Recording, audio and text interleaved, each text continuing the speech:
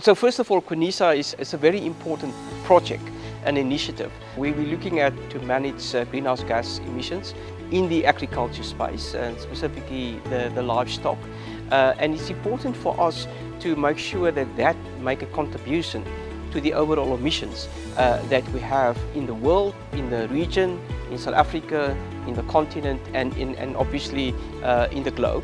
And that's a contributor to be able to say, well, how can we reduce that emissions?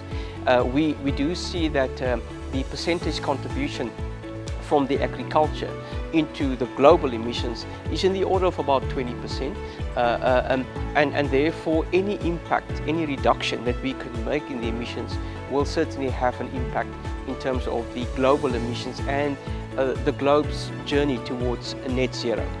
Livelihoods, how does that impact livelihoods? We obviously understand that the animals that we're talking about, the livelihoods are, or the communities are dependent on those animals for various purposes. Obviously food is one, but there's also income, and therefore it's important that this project also work very closely with the communities. And I often use the word co-creation. So we're not telling them what to do. We want them also to come to the table and to contribute in terms of their wisdom, their thinking. So whatever we come up with is also acceptable to the community. And then a second point in terms of livelihoods is the fact that this will also contribute to capacity building, to understanding, a better understanding.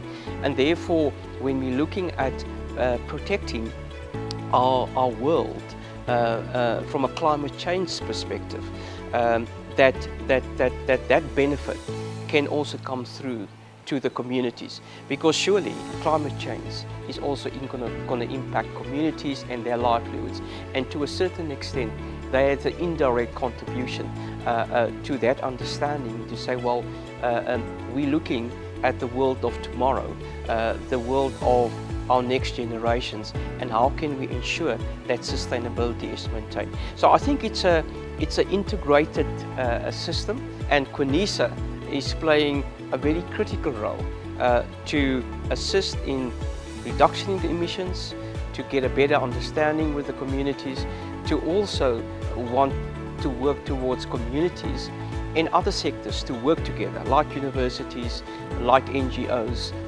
government, and also ultimately will help our communities in the rural areas to be sustainable.